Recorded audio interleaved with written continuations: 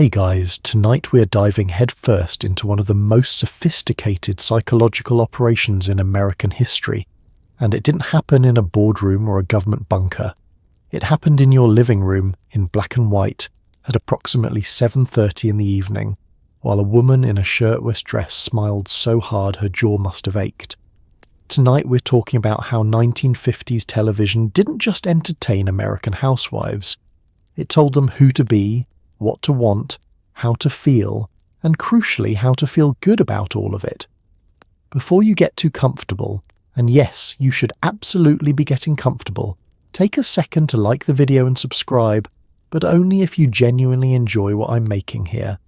And a very warm, sincere thank you to the viewer who suggested this topic.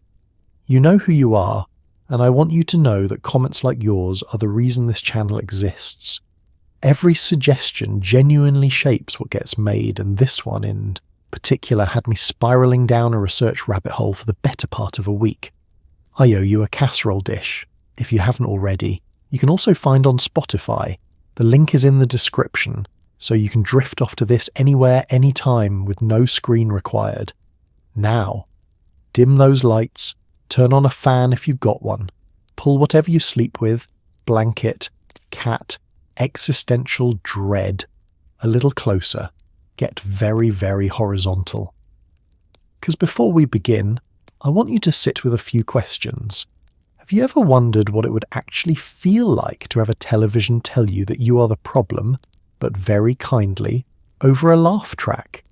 Did the women watching these shows know they were being sold something? Did any of them watch June Cleaver vacuum in pearls and think, she seems tired? What exactly was in that casserole everyone kept making? Why did every TV husband come home from a job we never saw to a house that was already clean? And did anyone at all actually enjoy the Jell-O salad? Or was that also part of the programming? Congratulations, you've just settled into your mid-century sofa. The television is on. It is 1954. The picture is a little fuzzy. The laugh track is already laughing at something that wasn't that funny. And somewhere, a woman in a full apron is about to learn a very important lesson about herself from a man on a show written by other men, sponsored by a company that sells soap. Welcome to prime time. She had welded airplane parts. She had driven ambulances and managed household finances and rationed cooking fat with the precision of a general. The American woman of World War II had been, by necessity and national demand, extraordinary. Then the war ended, the men came home, and somewhere between VJ Day and the first frost of 1946, someone decided she needed to be put back. Not cruelly, nothing so dramatic, just redirected, steered back toward the kitchen with the gentle, persistent pressure of a culture that had decided her highest calling was a hot dinner at 6. Picture yourself in 1945. You've spent 4 years doing things that would have been considered unthinkable before the war. You have operated heavy machinery. You have supervised shifts. You have managed a budget without asking anyone's permission. You have been, in the truest sense of the word, capable, publicly, demonstrably, usefully capable. And then one Tuesday it ends. The men come home. The factory floor shifts. The newspapers begin running articles with titles like Why Your Husband Needs You Home and The New Femininity, and you start to understand that capability apparently has a context. It was needed. Now it is inconvenient. This was the world that television arrived into. Not a world that had always assumed women belonged at home, a world that had very recently discovered they didn't have to, and was now working hard to convince everyone to forget it. The post-war period in America was defined by a specific cultural project, the return to normalcy. And normalcy, as it was being sold, looked like a man with a briefcase and a woman with an apron in a house in the suburbs with a refrigerator that ran on electricity instead of ice. Modern, comfortable, correct. What's quietly remarkable if you look at the numbers is how much manufacturing went into this vision. Advertisers had money, magazines had reach, and television still brand new, still crackling into living rooms across the country, had something neither of those could claim. It had intimacy. It came into your home. It sat in your living room. It felt in a way that print never quite managed, like a window into the life of people who were a lot like you. Or at least, people who were supposed to be a lot like you. The women who would eventually sit down in front of those screens had lived complex, contradictory lives. Many had worked. Many had supported families alone. Many had developed opinions about labour, money, and their own worth that didn't fit neatly into the available cultural categories. And none of that inner life, none of that experience, would appear in the programming that was about to be designed for them. There is something almost poignant about this gap, if you think about it for too long. A whole generation of women who had proved themselves in ways their mothers could barely imagine, waiting for the television to reflect them back, and being handed June Cleaver instead. Not because the networks were cartoonishly evil, because they were responding to advertisers who were responding to market research, who were responding to what they believed women wanted to believe about themselves. And what women were apparently supposed to want to believe was this: that the home was enough, that the home was everything, that the woman who perfected it was not diminished by it, but elevated. The screen wasn't on yet, the living room was still dark, but the argument had already been decided. You just didn't know it was an argument. In the early 1950s, the television networks made a discovery that would shape American culture for the next 40 years. Women were home during the day, and they were going to be home in the evening too. The question wasn't whether to reach them, it was how. Advertisers had already figured out the economics of radio soap operas. Now they were scaling up, upgrading to pictures, and the housewife was the prize demographic. She controlled somewhere between 70 and 80 cents of every consumer dollar spent in the American household. She decided which soap powder came through the door, which brand of margarine landed on the table, which floor wax made the linoleum glow. If you could get to her, really get to her, you could sell her almost anything, including, as it turned out, an entire identity. Imagine you are a network executive in 1952. You have a medium that's growing faster than anyone predicted. Sets are moving. Aerials are going up on roofs across the country. Families are gathering in the evening the way they used to gather around the radio, except now there are pictures, and pictures change everything. The question before you is simple and enormous. What do you put on the screen? And here is where the math becomes very clear. The woman at home, the one who is there in the morning, in the afternoon, who will be there again in the evening when her husband arrives, she is the person you need. Not because she is the most interesting viewer, because she is the most useful one. She buys things. She chooses things. She is, in the language of the emerging advertising industry, a decision maker of the highest value. And she has not yet been told, very specifically and very repeatedly, who she should be. Prime time as a concept was constructed around this insight. The early evening block 7 to 10 was designed to catch the household at its most assembled. Husband home from work, children not yet in bed, the family gathered in front of the set in a state of relaxed receptivity. But the housewife was the anchor. She'd been home all day. She'd been watching. She'd established a relationship with the network, with the programs, with the personalities who appeared in her living room like unusually groomed neighbours. By 7:30 she was comfortable. She trusted the screen, and that trust was worth an extraordinary amount of money. What followed was not accidental.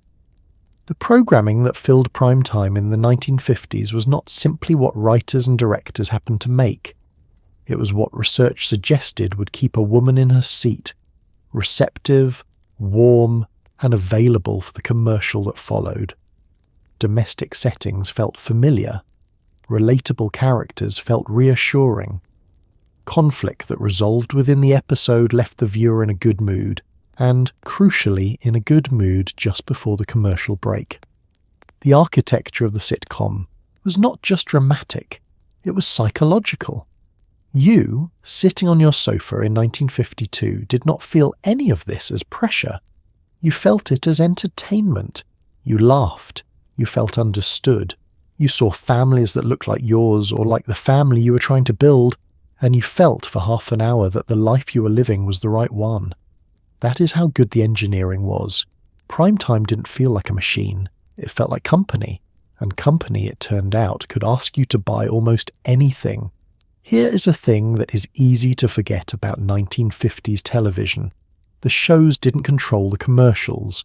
The commercials controlled the shows. Major brands, Procter & Gamble, General Foods, General Electric, didn't just buy airtime. They owned programs outright, dictating not just what was advertised but often what could and couldn't be shown in the story itself. Characters couldn't be depicted as unhappy with their appliances. Kitchens had to be large, modern, and aspirational. The television housewife wasn't just a character. She was a walking mood board for whatever the sponsor was selling this quarter. When a fictional wife gushed over her new washing machine, that wasn't a plot point. That was the whole point. Think about what this actually means for the story being told on screen. You're a writer in 1953. You've been hired to produce 26 episodes of a domestic sitcom. You have sponsors. The sponsors have notes. The notes say, broadly, that the housewife in your show should appear competent in the kitchen, appreciative of modern appliances, and satisfied. Not merely content satisfied. There is a difference, and the sponsors understand it. Content is static.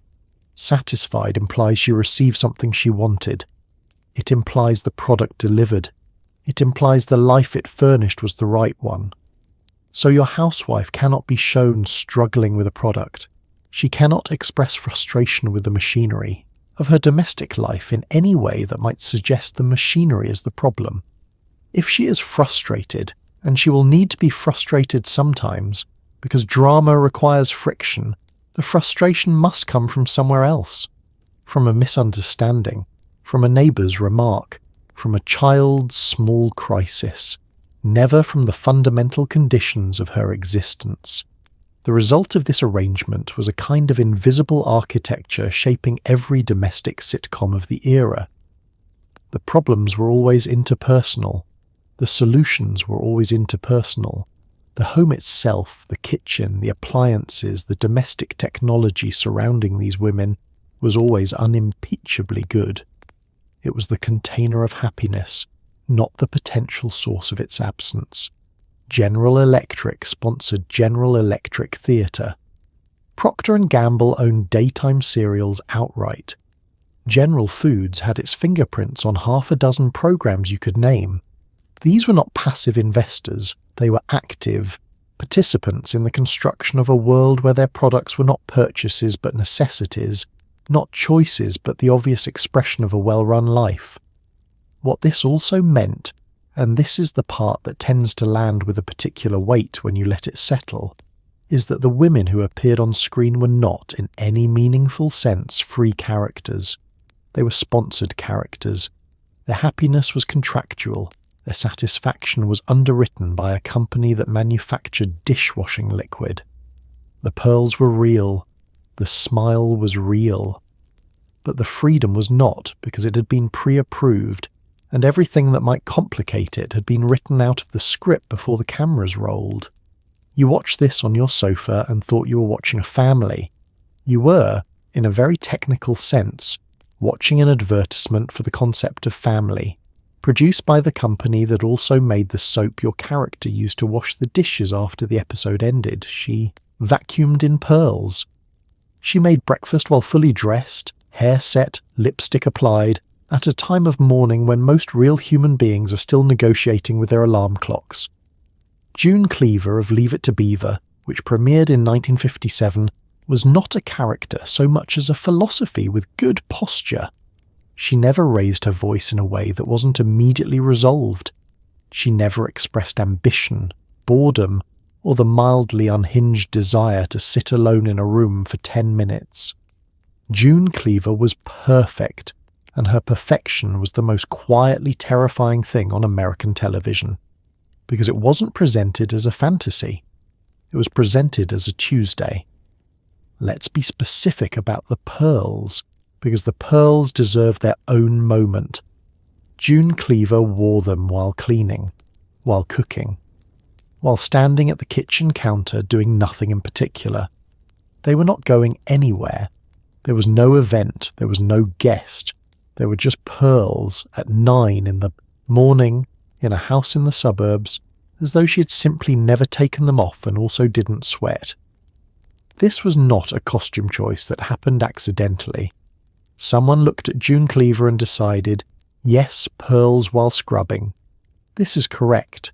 This is the image. The message the pearl sent was layered in a way that takes a second to fully appreciate. First, she takes care of herself even when no one is watching, which implies that a woman who doesn't, a woman who might, for example, wear a housecoat until noon because she's a person with a physical body that experiences fatigue, is falling short of something. Second, she dresses for him, even in his absence, even while he's at work and the children are at school and the only audience is the vacuum cleaner she maintains. She's always ready. She's always on. June's emotional life on the show was another kind of masterwork. She worried, but lightly. She corrected, but gently. She disagreed with Ward, but briefly and always, in the direction of eventually coming around to his view.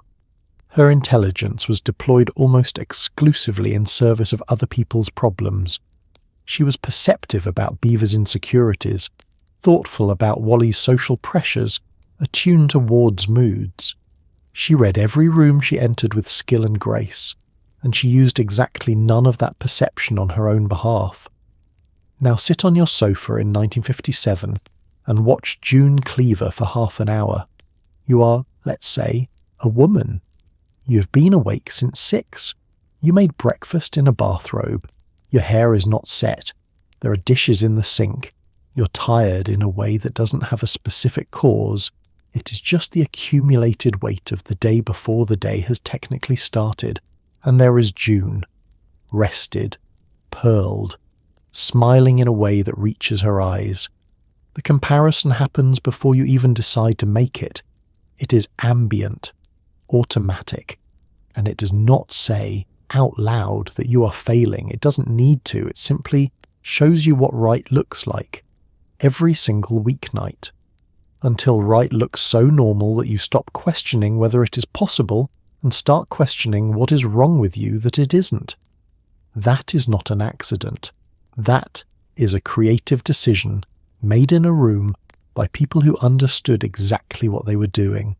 The Donna Reed show premiered in 1958 and gave America another model of televised womanhood, warm, pretty, boundlessly patient, and operating at all times with a kind of serene competence that suggested she had never once wondered if this was all there was. Donna Stone was a doctor's wife in a tidy Midwestern town, and she was happy. Visibly, sincerely, almost aggressively happy. The show's genius, if you could call it that, was the implication that Donna's life, the dinner parties, the children's homework crises, the supportive role in her husband's career, was not a lesser life. It was the good life, the right life, and the fact that she seemed to have no interior world that didn't orbit her family, that wasn't a flaw in the writing. That was the message. Donna Stone is interesting to think about alongside June Cleaver, because where June had a certain iconic stiffness, the pearls, the posture, the slightly eerie maintenance, Donna was warmer, looser. She laughed more easily. She was allowed occasionally to be wrong about small things in an endearing way. She felt, in contrast to June, almost human. And this is where the show was doing something slightly more sophisticated, because a character you find human is a character you trust, A character you trust is a character you compare yourself to more willingly. Donna had been, before her marriage, a nurse. This detail is mentioned occasionally on the show and then largely left alone. A biographical footnote, a credential that established her as smart without implying she might want to return to it. She had a career. She chose the family instead. The choice is presented as so obviously correct, so fully resolved, that the show never needs to argue for it. There is nothing to argue. Donna is happy. What is there to say? What the show never shows you is the cost of that choice. Donna doesn't grieve her career. She doesn't have a conversation with herself at 2 a.m. about what she gave up. She doesn't look at her husband's patients and feel, quietly, the particular sharpness of possibility foreclosed. She is satisfied. She is nourished by the life she is living. And if you, watching at home, are not, if there is some small, ungrateful corner of you that wants to know what it would feel like to use what you know to be expert at something outside this house, then the gap between you and Donna is something the show leaves you alone with, uncommentated, in the dark. The show ran for 8 seasons. 8 seasons of Donna Stone being happy so that you could measure the distance between her happiness and yours and locate the failure in yourself, rather, than the structure. This is not the kind of damage that announces itself. It is the kind that accumulates quietly, 1 episode at a time, until you have forgotten that you once thought the question was worth asking. Donna Reed herself, in later interviews, expressed complicated feelings about the character she had played.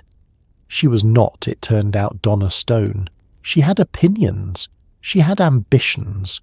She got involved in political activism in ways that surprised people who had only ever known her as the woman in the apron. She'd been performing cheerful invisibility for 8 years, and she had performed it so well that the audience had mistaken the performance for the truth. That gap between Donna Reed and Donna Stone is, in a small way, the entire story. The title alone is doing enormous work. Father Knows Best ran from 1954 to 1960, and its central premise was delivered directly, without ambiguity, in 4 words. Jim Anderson, patient, reasonable, gently, wise, arrived home each evening to a family in mild chaos, applied common sense, and restored order. His wife, Margaret, was warm and capable, but the show structured its plot so that her instincts were consistently slightly off, her solutions incomplete, her perspective in need of a husband's gentle correction. She wasn't portrayed as stupid. She was portrayed as incomplete. The full picture always required Jim. It was a masterclass in making the subordination of women feel like a love story. Here is the mechanism, because it is worth understanding precisely. Margaret Anderson was not a fool. The writers were careful about this. She was warm, observant, and socially intelligent. She understood her children. She ran the house with genuine competence. She was not the bumbling wife of a cruder program. She was, within the frame of domestic life, excellent. The problem was that every episode required her to be not quite excellent in exactly the way that Jim needed to be. Her read on a situation was almost right. Her solution almost worked. The last 10%, the piece that completed the picture, that resolved the dilemma, that provided the insight her children actually needed, always came from him. This is more insidious than simply making her foolish, and the writers of the show understood that. A foolish woman is unrelatable. A woman who is capable and still somehow incomplete, who is doing everything and still needs the man to finish the sentence, that woman maps onto real experience in a way that is far harder to dismiss. Because many women watching that show were doing everything. They were running households and managing children and maintaining social lives and staying informed and still being told structurally that the important opinions were their husbands. Jim Anderson never raised his voice. He never condescended, at least not in any way that registered as condescension. He was kind, he was available, he was the good husband, the ideal against which real husbands were measured, and in his shadow, Margaret was the ideal wife, competent, loving, and perpetually in the process of realising that Jim had seen it more clearly. The show gave Margaret small victories, moments of warmth and connection that were genuinely hers, but the structural outcome of every episode was the same. Father knew best. That was the title. That was the argument. That was the lesson delivered 30 minutes at a time into living rooms across America. And the lesson landed. Not as ideology. People don't sit down for ideology, but as familiarity, as warmth, as the comfortable sense that this is how things work, this is the shape a family takes, this is the natural order. You didn't analyse Jim Anderson's authority. You liked him. He seemed nice. And in the pleasant afterglow of a nice man being right about things in a tidy house, it didn't occur to you to notice that Margaret had never been allowed to finish being right on her own. That is not an accident. It is a choice made so many times, so consistently across so many programs, that it stopped looking like a choice and started looking like reality, which was, of course, the goal. Someone invented the laugh track in 1950 and accidentally created one of the most effective behaviour modification tools in the history of broadcasting. When a television wife expressed frustration, burnt casserole, forgotten anniversary, a passing remark about wanting something more, and the laugh track immediately responded with cheerful, non-threatening laughter, something very specific was communicated to the woman watching at home. This is a comedy.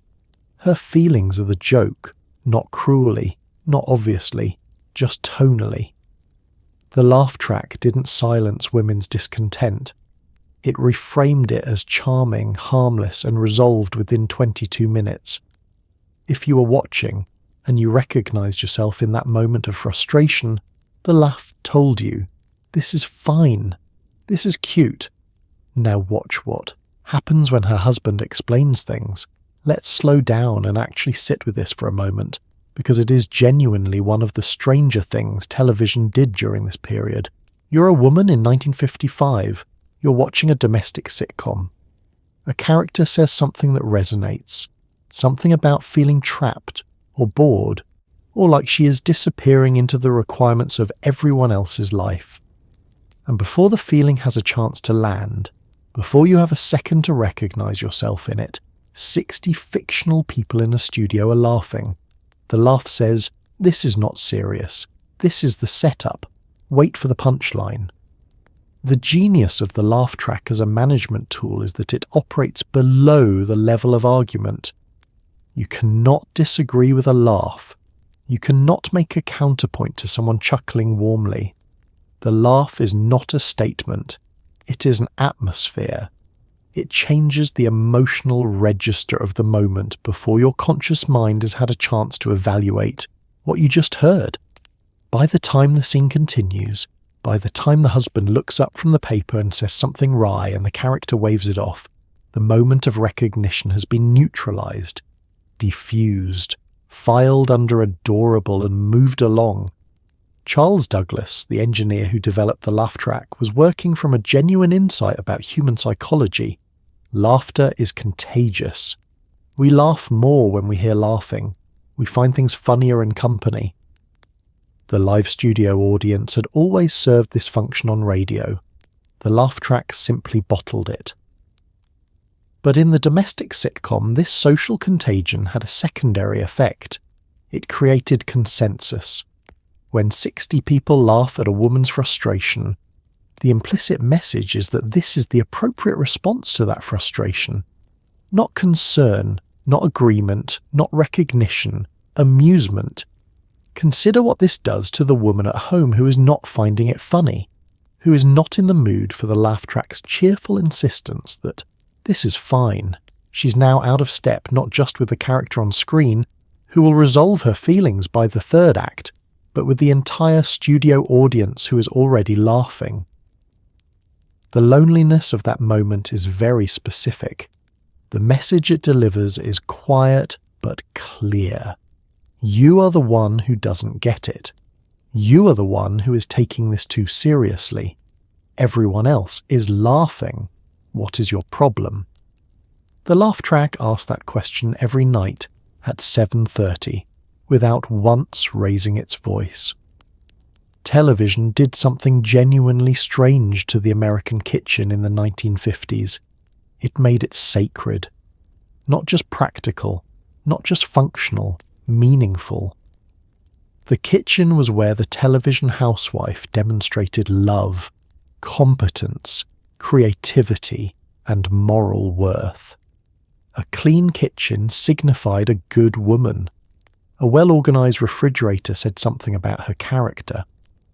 When a sponsor's commercial interrupted the show to zoom in lovingly on a gleaming stovetop or a new electric range that would make your husband proud, it wasn't selling an appliance, it was selling a theology. The kitchen was the altar, the woman was the priest, and the casserole was the offering. And if some part of you found that exhausting, the program was already loading the laugh track. Walk into a 1950s television kitchen. You're immediately in a space that has been designed to communicate abundance, competence, and feminine grace. The counter space is generous. The appliances are the good ones, the new ones, the ones with chrome detailing and soft close drawers that your actual kitchen probably doesn't have. Everything has a place, and everything is in it. The dish towels are folded. The fruit bowl contains actual fruit. There is a window over the sink with light coming through it at an angle that suggests this room has been ordained by something. Now compare this to the kitchen you cook in. The one with the cabinet door that sticks and the drawer that doesn't close all the way and the tile grout that has been a slightly different colour since that one time you couldn't get to it fast enough. The television kitchen and your kitchen are technically the same room. One of them has been designed to make you feel inadequate from 100 miles away, and it has never once mentioned your name. The food produced in these kitchens was another layer of the sacrament. Television wives did not produce mediocre food. They did not produce fine food either. This was not a program about culinary achievement. They produced correct food. The right food for the occasion, arrived at the right time, in the right quantity, expressing exactly the right degree of care. The meal was not just dinner, it was a signal, a communication. It said, I thought about you, I planned for you, I value you enough to have this ready at 6. What this framing did, quietly and consistently, was transform a logistical task into an emotional declaration. Cooking dinner was not the distribution of calories. It was love, made visible, made edible, and made mandatory. A woman who did not have dinner on the table at 6 was not just disorganized. She was, in the grammar of the television kitchen, withholding something. She was failing to express. She was letting the altar go cold. Modern convenience was woven into this theology with particular care. The new appliances, the electric mixer, the modern range, the refrigerator with its organized crisper drawers, were presented as tools that made the sacrament achievable. The right equipment made the right meal possible, which expressed the right love, which made the right home. The commercial break was the sermon. The kitchen was the church. And every evening the program resumed, and the priest stood at the counter in her pearls, and the offering came out perfect. By 1955 there were approximately 32 million television sets in American homes. The majority of daytime and early evening viewing was done by women, not because men weren't home, but because the programming was explicitly designed for the housewife's schedule, values, and assumed anxieties. Market researchers had done the work. They knew she was worried about being a good mother, keeping her husband happy, maintaining social standing in the neighbourhood, and this one showed up a lot not being judged by other women for her household choices. Television reflected those worries back at her, wrapped them in entertainment, and then sold her the solutions. It was a closed loop of remarkable elegance, if you weren't the one inside it. The market research of the period is genuinely fascinating reading. If you have a high tolerance for cold-blooded analysis of human anxiety.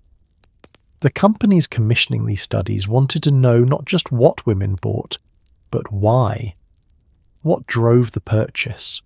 What was the emotional need underneath the product? And what they found consistently was that the deepest driver was not aspiration. It was fear, not dramatic fear, not existential fear, but a low, persistent social fear. Am I doing this right? Is this house a reflection of me? And if it is, what does it say? Television was perfectly positioned to address that fear, because television could show her what right looked like. Every night, in high resolution, at close range, in someone's living room that looked just enough like hers to feel achievable. The domestic sitcom was, in this sense, a very elaborate anxiety management system, one that worked by first confirming the anxiety was reasonable and then reassuring the viewer that the solution was available, usually at the hardware store or the grocery. What is striking about the demographic research is how granular it was. Researchers distinguish between different types of housewives, the young wife establishing her first home, the experienced wife managing a complex household, the wife whose children were growing and whose household demands were shifting. For each there were tailored anxieties, and for each anxiety there was programming and advertising calibrated to address it. This was not blunt instrument broadcasting, it was precision work. The women sitting in front of those sets were, in many cases, genuinely grateful for the company. Television was entertainment. It was a diversion from the repetitive demands of the domestic day. It was, in an era before widespread suburbanization made isolation a structural fact of many women's lives, a form of connection, with characters who felt familiar, with narratives that felt recognizable, with a world that seemed to know what their days looked like. That the programming was also constructing the standard by which those days would be judged is a layer of the thing that was very hard to see while you were inside it. You watched because you wanted to. You identified because you felt seen. The anxiety came later, in the commercial breaks, and by then you were already invested in the solution. Soap operas existed on radio before television arrived, but the move to pictures transformed them into something more immersive and more insidious. The daytime serial of the 1950s had a specific emotional function. It provided women with a world of high drama, moral complexity and consequential choices, and then made very sure that none of those choices were about leaving your husband or pursuing a career. Crises on soap operas were domestic, infidelity, illness, misunderstanding, betrayal. They were also always resolved within the domestic sphere. No one left for Paris. No one started a business. The drama was enormous, and the horizon was very, very small. Women got to feel the emotions of a bigger life without being given any suggestions about how to actually have one. Here is something worth understanding about the daytime serial as a form. Its power came from duration. This was not a sitcom you watched for 22 minutes and then went back to the dishes. This was a story you followed across weeks and months and years. Characters aged, relationships developed. The emotional investment accumulated in a way that was qualitatively different from episodic programming. When something happened to Helen Trent or Mary Noble, or any of the women who populated the afternoon dial, you felt it, because you'd been watching her navigate her world for 200 episodes. She was not a stranger, and she was almost always in trouble that was domestic in origin. Her husband was straying. Her child was ill. Her reputation was under threat from a misunderstanding. Her sister had done something that complicated her marriage. The dramatic machinery of the daytime serial was tuned to a very specific frequency of feminine anxiety, the anxiety of the relationship, the family, the social position. These were real anxieties. They were not invented by the programs, but the programs took them and made them central, made them the entire emotional landscape in a way that crowded out any other kind of story. What the daytime serial never gave you was a woman whose central problem was internal, whose crisis was, I don't know who I am outside this house, whose drama was the quiet, unbearable dailiness of a life that fit her, the way a shoe fits when it is almost the right size but not quite. That story existed. It was being lived in living rooms across the country by the women watching these programs. But it had no narrative form yet, no genre willing to hold it, no sponsored afternoon time slot willing to air it. Because that story, told honestly, would not resolve in a way that sold dish soap. It would not end with a product. It would not end with a husband's patient intervention, or a child's grateful hug, or the warm sense that the home had been, once again, held together by a woman's grace. It would end somewhere harder, somewhere less telegenic, somewhere the advertiser didn't want the camera to go. So instead, Helen Trent's husband came back. Mary Noble held it, together. The family was saved. The drama resolved in favour of continuation.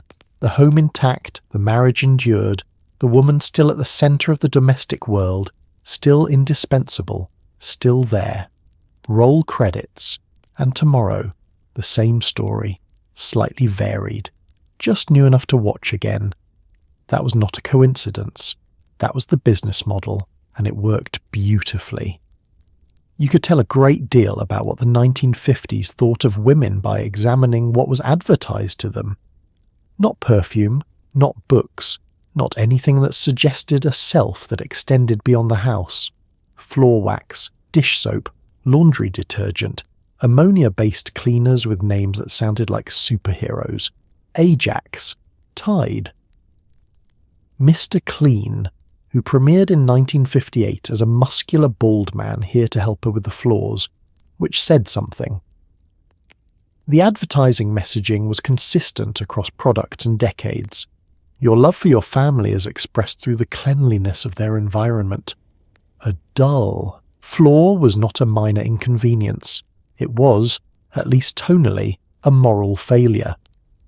Women watching these ads between acts of their favourite programmes received a clear message. The stakes are always high, and the standard is always higher. Let's talk about Mr. Clean for a moment, because he deserves his own paragraph. Here is a product mascot who is physically the opposite of the women he's supposedly helping. He is enormous, he is bald, he is muscular in a way that suggests he has spent considerable time not cleaning floors. He wears a gold earring.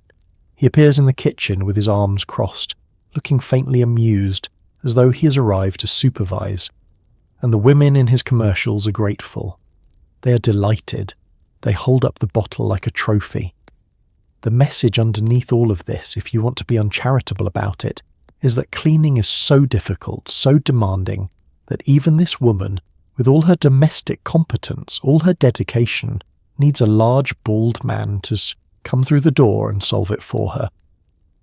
The cleaning product advertisement of the 1950s was a masterpiece of manufactured inadequacy. Here is the formula, and once you see it, you cannot unsee it. First, establish the standard. The floor should gleam. The dishes should shine so brightly they are a source of ambient light. The laundry should emerge from the machine smelling of something that does not occur in nature. Second, show the woman before the product. She's not failing dramatically. She's simply not quite achieving the standard. Her floor is clean, but not gleam clean. Her dishes are fine, but fine is not enough. There is a gap, and the gap means something. Third, introduce the product. Fourth, close the gap. Fifth, show the woman's face when the gap is closed. That expression, relief, satisfaction, the specific joy of having finally gotten it right, is the emotional destination the commercial has been building toward. That expression is what you are being sold.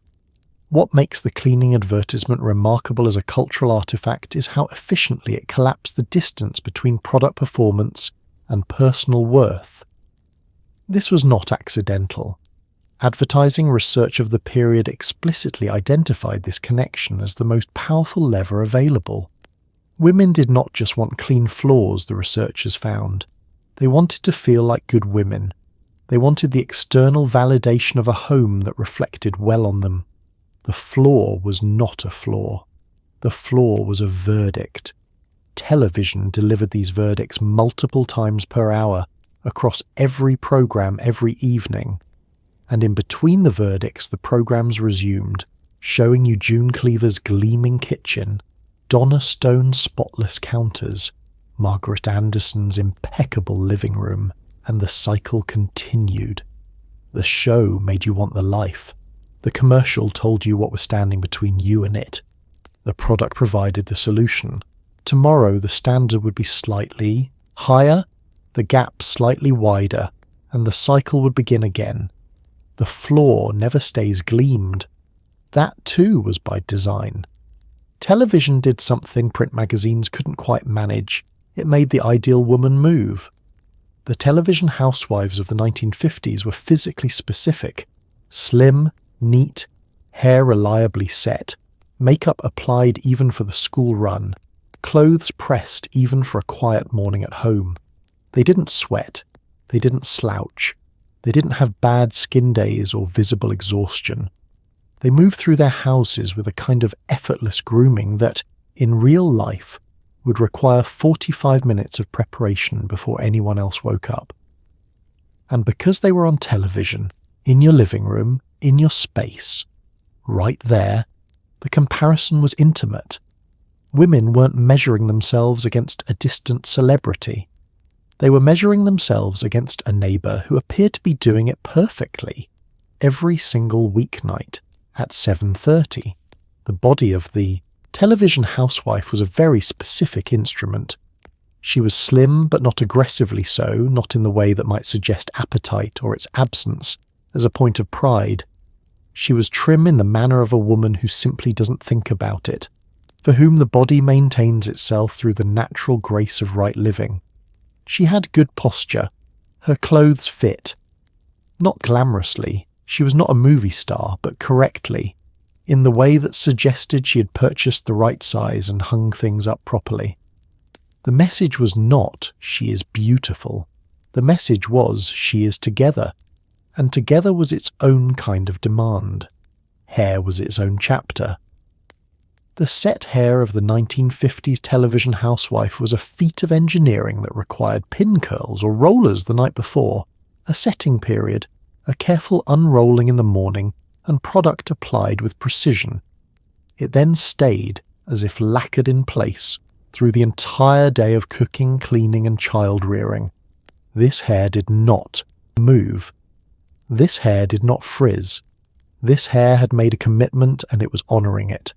If your hair, watching from the couch, had failed to make a similar commitment, if it had, for instance, simply dried after your shower in whatever direction it chose, this was information about you, delivered without comment.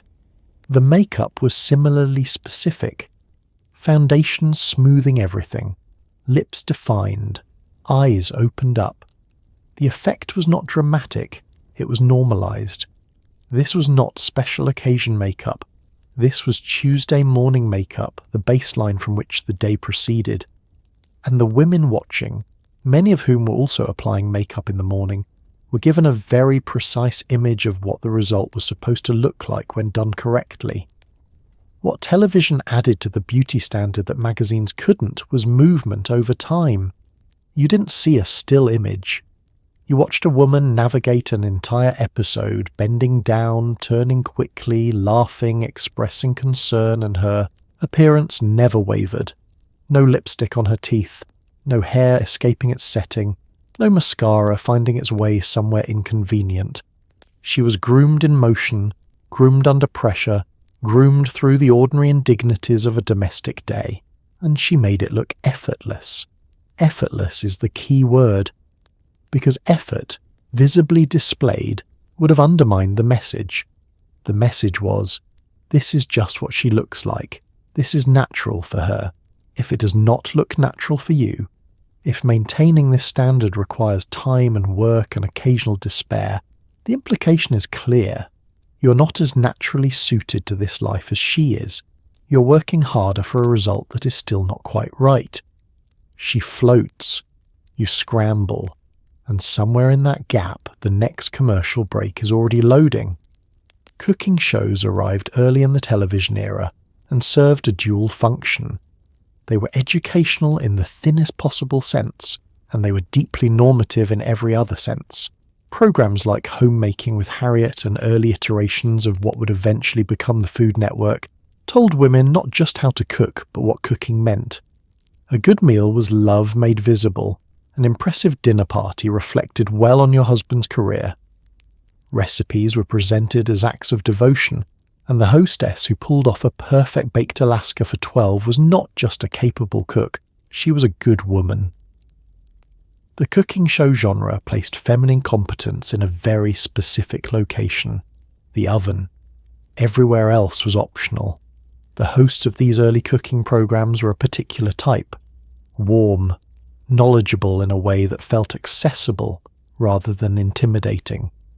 They explained things with patient clarity, as though they understood that you might be watching from a kitchen that was less well equipped, less well organized, working from ingredients that were slightly less pristine. They were not condescending. They were encouraging. They were, in the parlance of the era, helpful. And helpfulness, deployed consistently, is one of the more effective ways to communicate a standard without appearing to impose one. What these programs taught, underneath the recipes, was a philosophy of domestic achievement. Cooking was not maintenance. Cooking was not the daily negotiation with hunger and time and the contents of the refrigerator that it actually is for most people on most evenings. Cooking, as presented on the 1950s cooking show, was a project. It had a beginning, a middle, and a presented end. It required preparation, skill, and the right equipment. It produced something that could be admired by a family, by guests, by a husband whose face, when he tasted it, communicated everything the woman needed to know about whether she had succeeded. The dinner party episode was a genre unto itself. The hostess in the cooking show, in the domestic sitcom Everywhere, was judged by her dinner parties in the way a professional is judged by their output. The table had to be set correctly. The courses had to arrive in the right order. The food had to be ambitious without being alienating. The conversation had to flow in a way that made guests feel welcome and made her husband appear impressive by association. This was not a social event. This was a performance review served at room temperature with a jello mold as the centerpiece. There is something almost archaeological about watching these programs now. You can see, very clearly, the specific skills being transmitted, not just culinary skills, but social skills, presentation skills, the skill of appearing to manage complexity with ease. These were real competences. They required real effort. The women who mastered them were genuinely accomplished in a domain that the culture had decided was their domain and theirs alone. The tragedy is not that the skills were worthless. The tragedy is that they were the ceiling. You could ascend to magnificent within the kitchen, and then the kitchen was all there was. A perfect baked Alaska is not a small thing, but it is also not a career, and for many of the women watching these programs in the 1950s, the cooking show was as close as the television was going to let them get to professional expertise. They received the recipes, they learnt the techniques, they achieved the standard. And when they set the dish on the table and their husband looked up and said something approving, that was the moment the program had been building toward from the first frame of the very first episode. The television children of the 1950s were primarily vehicles for demonstrating what a good mother looked like. Beaver Cleaver got into scrapes. Donna Stone's kids had problems at school. The Anderson children had moral quandaries. In each case, the resolution required a patient, available, emotionally intelligent mother who was never too tired, never distracted by something of her own, and always ready with the right words and a glass of milk. The implicit message was layered. Good mothers are always home, always present, always calm, and their highest order skill is the management of other people's feelings. A woman who found this role insufficient was not portrayed on screen. She didn't exist in the narrative grammar of the 1950s sitcom. She was the gap in the television universe that Betty Friedan would later name. Consider Beaver Cleaver's scrapes for a moment. They were small scrapes, carefully calibrated. Beaver did not have problems that required professional intervention, systemic support, or anything that might suggest the family had limits. He had misunderstandings. He had moments of poor judgment that were entirely age-appropriate. He had the kinds of crises that, when handled well by a calm and available mother, resolved cleanly within the episode. This was the genius of the child as narrative device. The child's problem was sized precisely to the solution the mother could provide. Her competence was never exceeded. Her patience was never genuinely tested. She was never shown, at the end of a hard day, looking at her child's latest minor catastrophe and thinking, "Not tonight. I cannot do this tonight." That moment, the "not tonight" moment, the "I am a person who is tired" moment, was the scene that did not exist on 1950s television. It was the most common moment in actual motherhood and the most thoroughly erased from the screen. In its place, you had the mother who turned from whatever she was doing, often the dishes, often the counter, always something domestic, and gave her full attention to the child standing in the doorway. No sighing, no finishing the sentence she was in the middle of, just presence, immediate, unhesitating, complete. What this erasure communicated to the women watching was not subtle. If your experience of motherhood included the "not tonight" moment, and of course it did, because you are a human being with a finite amount of energy, then your experience was not being reflected back to you. The standard you were being shown was one you could not meet, not because you were failing, but because it was not a realistic representation of human capacity. But the show did not frame it as unrealistic. The show framed it as normal. And normal, repeated enough times, becomes expected. The glass of milk is worth its own mention. It appears in these scenes with a frequency that eventually transcends symbolism and becomes something stranger, a kind of secular sacrament, the domestic equivalent of the laying on of hands. The child arrives, the mother listens, the milk is poured, the crisis is addressed. The milk says, "You are cared for, you are nourished. The person who loves you most is here and has anticipated your needs, and the refrigerator was stocked, and nothing has been left wanting." All of this from a glass of milk, delivered by a woman who is never shown having poured a glass for herself. The mother on 1950s television gave constantly and required nothing. She was the emotional infrastructure of the family, invisible when functioning correctly, noticed only when something went wrong, that she might have needs of her own, a life of her own, a self that was not constituted entirely by her service to others, was a thought the program could not accommodate. It would have broken the narrative. So instead, she poured the milk. She listened. She said the right thing, and the camera cut away before you could wonder what she did when the kitchen was empty and the house was quiet and the right words had all been used up on everyone else. The television husbands of the 1950s are fascinating not for who they are, but for what they reveal about what was expected of the women beside them. Ward Cleaver was thoughtful and available, but his availability was always framed as a gift, a patient man who chose to listen, who didn't have to be this patient but was. Jim Anderson was forgiving. Ozzie Nelson was amiable to the point of near transparency. These men were not bad. That was important. They were good in a way that implicitly required their wives to be grateful. The television husband communicated, "You have been lucky. You have a reasonable man. The life you have been given is a good one.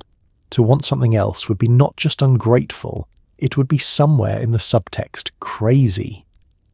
Ward Cleaver came home from work in a suit. Every evening, without variation, without the particular texture of a day that had gone wrong, without the residue of frustration or failure, or the small humiliations of professional life. He arrived home resolved. Whatever had happened at the office had been left there, and what he brought through the door was patience, warmth, and the calm authority of a man who had already decided that this was enough. His job was never really the point. The point was what he did when he got home. The point was that he listened to Beaver, engaged with the problem, delivered the insight. Ward Cleaver's professional life was a placeholder. His domestic life was his character. This is interesting partly because it was aspirational in a very specific direction. The television husband was being sold to women as a standard of expectation. This is what a good husband looks like, and to men as a behavioural model. But the model required, as its structural foundation, a wife who had managed everything else. Ward Cleaver could arrive home calm and available because June had handled the day. He could sit down with Beaver at the kitchen table because the kitchen table was clear, and the kitchen was functioning, and there was nothing requiring his immediate attention. His availability was funded by her labour. The show acknowledged none of this. Ozzie Nelson of The Adventures of Ozzie and Harriet took this to a logical extreme that is almost surreal when you look at it directly. Ozzie had no visible job. He was simply home, ambling, through his days in a state of affable, mild bafflement, occasionally involved in small neighbourhood situations that resolved without drama. He was the most domestic of all the television husbands, present, available, genial, and the show's universe required his wife Harriet to be equally present, equally available, and somehow also managing everything that kept the household functioning. They were both home. Nothing was ever wrong. Nobody needed anything. It was television as a mild collective hallucination of ease. The good television husband was also the husband who apologised well. Not for large things, there were no large things, structurally in the 1950s sitcom, but for the small misunderstandings that drove the plots. He had been wrong about something. He acknowledged it. He said the right words. His wife forgave him with a warmth that suggested the whole episode had, in some strange way, deepened her affection for him rather than depleted it. Conflict, in this universe, was not a fault line. It was a mechanism for generating forgiveness, which was itself a demonstration of the wife's character. How graciously she forgave said more about her than the original offence said about him. She got to be generous. He got to be right next time. The 1950s were, economically speaking, a genuinely extraordinary moment in American history. The post-war boom had created a middle class with disposable income and access to credit, and the consumer goods industry had responded by making more things to buy than any previous generation had ever imagined. Television was the delivery mechanism for all of it, and it worked through the housewife. She was positioned as the family's chief purchasing agent, the person whose taste, judgment, and aspirational choices determined the character of the home. Buying the right appliance wasn't just practical, it was expressive. The right kitchen, the right cleaning product, the right brand of coffee said something about who you were. Television taught women to understand consumption as identity, and then made sure the identity being sold required continuous purchasing to maintain. The concept of planned obsolescence was not invented in the 1950s, but it found its ideal environment there. Manufacturers understood that a market sustained by need alone was a market with a ceiling. What you wanted, what kept people buying past the point of necessity, was desire. And desire could be manufactured if you controlled the image of the good life tightly enough. This year's refrigerator was not just a refrigerator. It was what a woman with good taste and care for her family purchased this year. Last year's refrigerator was not broken. It was just last year's. And last year on television was already starting to look a little dated.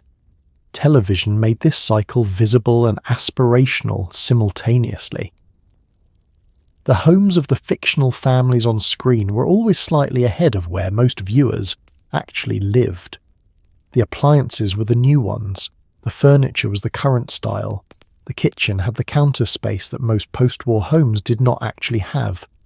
You were not watching your life, you were watching the next version of your life, the version just 1 or 2 purchases ahead. The gap was never insurmountable. That was important. Too far ahead and you despaired. Just far enough ahead and you were motivated. The credit industry understood this and made itself available accordingly. By the mid-1950s, installment credit had made the refrigerator, the washing machine and the television set itself available to households that could not have purchased them outright. You could have the thing now. You could have the life now, or a version of it, the version the down payment could reach. Television showed you the destination, and the financial system provided the vehicle, and the advertising told you when to board. What got lost in this transaction, quietly and consistently, was any framework for evaluating the life being sold to you. The question was never, is this the right life? The question was always, how do I get closer to it? The aspirational gap was a feature, not a bug, a perpetual slight distance between where you were and where the television said you should be, just wide enough to require another purchase, just narrow enough to feel achievable. A woman who bought the right floor wax and used it correctly and felt, briefly, that she had arrived. She was the perfect consumer. And the next commercial would open the gap again. You were not being manipulated. You were being guided. The distinction mattered enormously to the people doing the guiding. One of the quiet, persistent anxieties running beneath the surface of 1950s television was the terror of being seen to fail at domesticity by other women. The neighbourhood, the fence line, the backyard, the church social was a site of constant low-grade evaluation. Television both reflected and amplified this. The nosy neighbour appeared in nearly every domestic sitcom as a comedic figure, but her function was serious. She represented the ever-present gaze of the community on the housewife's performance. How clean was her house when guests arrived unexpectedly? Was her husband happy? Were her children well behaved? Television told women that they were always being watched, gently, humorously, and inescapably. The laugh track laughed, but the standard held. The nosy neighbour character is worth examining carefully, because she does a lot of work in the domestic sitcom while appearing to be merely comic relief. She drops in uninvited. She notices things. She has an opinion about the casserole and the curtains and the particular way the children have been behaving lately. She's played for laughs, too curious, too present, slightly absurd in her investment in other people's business. And yet, every time she appears, she performs the same essential function. She reminds you that your domestic life is visible, that other women can see it, that other women are in fact looking. This was not an invention of television. The social surveillance of women's domestic performance is considerably older than broadcast media. But the 1950s suburban landscape had created a specific physical context that intensified it. The new suburbs, Levittown and its imitators spreading across the country, were designed for visibility. The houses were close together. The lawns were open, unfenced in many developments, a continuous green expanse on which the condition of your grass was legible to everyone who drove by. The neighbourhood was a stage, and the housewife was performing on it every time she stepped outside. Television both reflected this reality and gave it narrative form. The plots of the domestic sitcom frequently turned on visibility. Someone saw something. Someone said something. Someone's opinion of someone else was at stake. The stakes were social. They were reputational.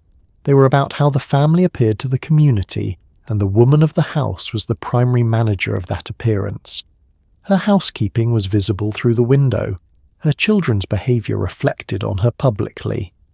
Her husband's contentment, or its absence, was the kind of thing neighbours noticed and discussed in the way that neighbours in 1950s television suburbia always noticed and discussed everything. What this created, in the aggregate, was a kind of distributed accountability system. You were not just accountable to your husband, your children, and your own sense of standards. You were accountable to the neighbourhood, to the women on either side of you whose opinions mattered in ways the show never had to explain because everyone already understood. The nosy neighbour was not just a joke. She was a reminder. She was the surveillance made friendly, made comedic, made part of the regular entertainment, and therefore made something you watched every week without ever quite registering that you were being told. Someone is always watching, and what they see says something about you. By 1950, approximately 1/3 of American women were employed outside the home. This is a statistic that 1950s television managed almost completely to ignore. The working woman appeared only as a cautionary tale, the career girl who was lonely, or too hard, or who had sacrificed the softer things for a briefcase and a corner office and found it hollow. When working women appeared in comedies, it was usually as a brief disruptive exception who learned, by the end of the episode, that she'd been wrong to want it. The homemaker was the norm, the professional was the deviation. And the lived reality of millions of women who went to offices and factories and shops every morning, they had no reflection in the screen at all.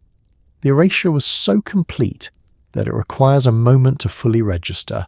1 in 3 American women was working. In certain communities, in certain demographics, in certain economic realities, that number was considerably higher. Women were in offices and classrooms and hospitals and factories and shops and every other context that sustained the actual economy of the country. And the television they came home to, the programs designed specifically for them, funded by companies trying to reach them, showed them a world in which they did not exist professionally, in which the only adult woman in the house was the one who stayed in it. This was not an oversight.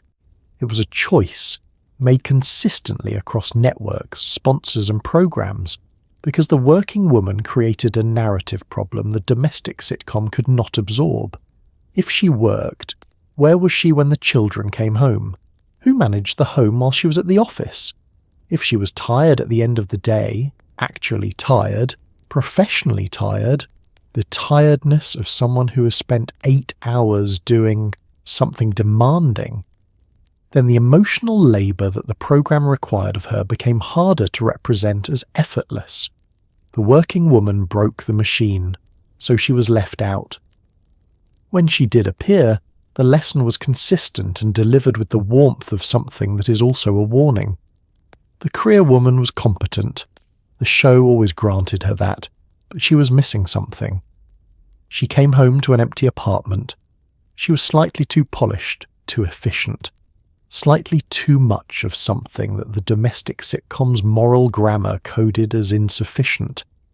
She had chosen the wrong thing, and the episode's resolution typically involved her recognizing this, in some form, finding her way back toward the domestic, or at least toward the understanding that what she had chosen was a lesser version of the life available to her if she simply redirected. The women watching who worked, who managed both the professional life the screen erased and the domestic life it expected, had nowhere to put this contradiction. The screen offered them no version of themselves.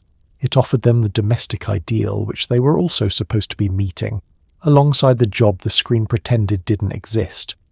This is the particular exhaustion of invisibility. You carry a double weight and receive credit for neither half of it. And the television, every evening showed you the woman who only carried one.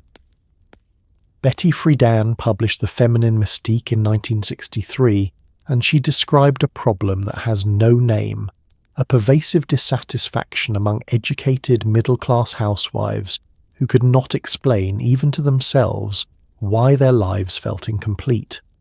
Television had spent a decade telling them that they had everything: the house, the husband, the children, the gleaming kitchen. The programs had been careful.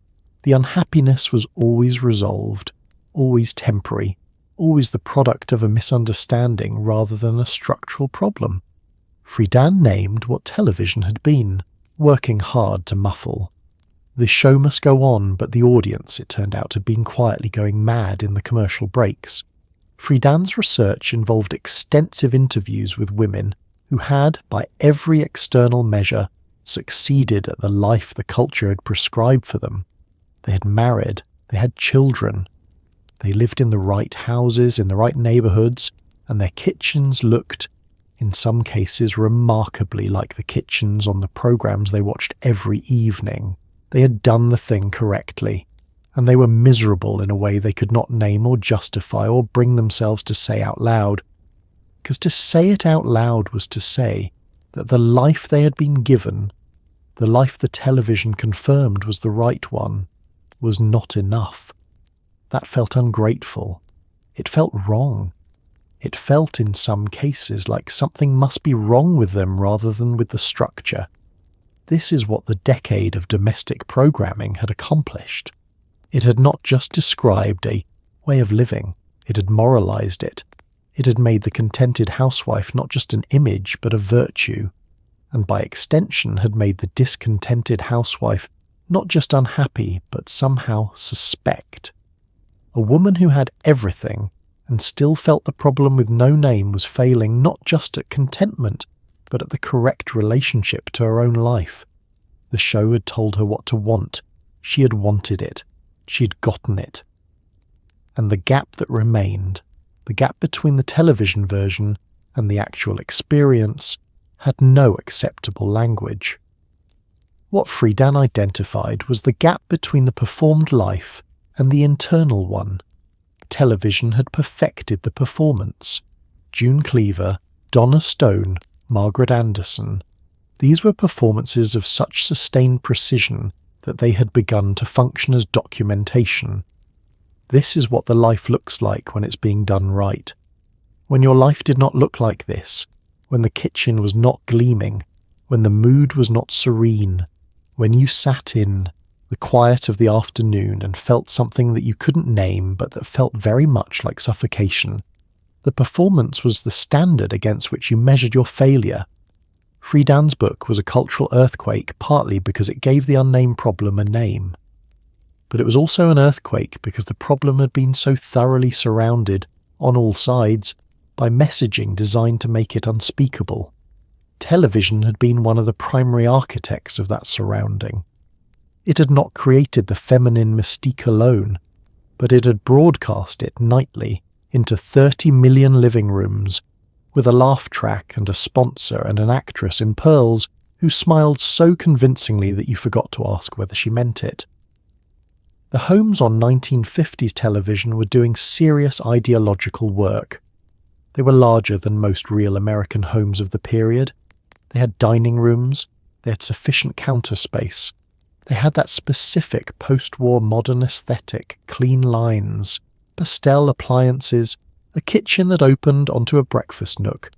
These sets were aspirational, deliberately so. The family home was the container for the good life, and the woman who ran it was its guardian.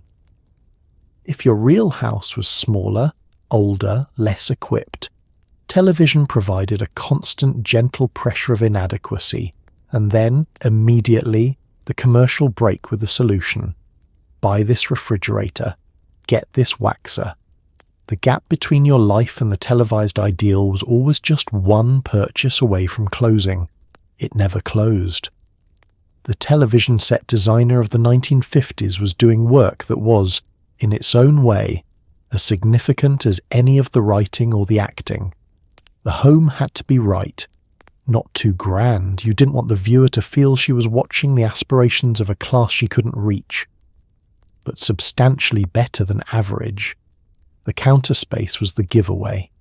Anyone who has spent time in an actual 1950s American home the small kitchens of the Levittown houses, the cramped arrangements of pre-war urban apartments, the modest proportions of working-class post-war construction, knows that the counter space on the television sets was a fantasy.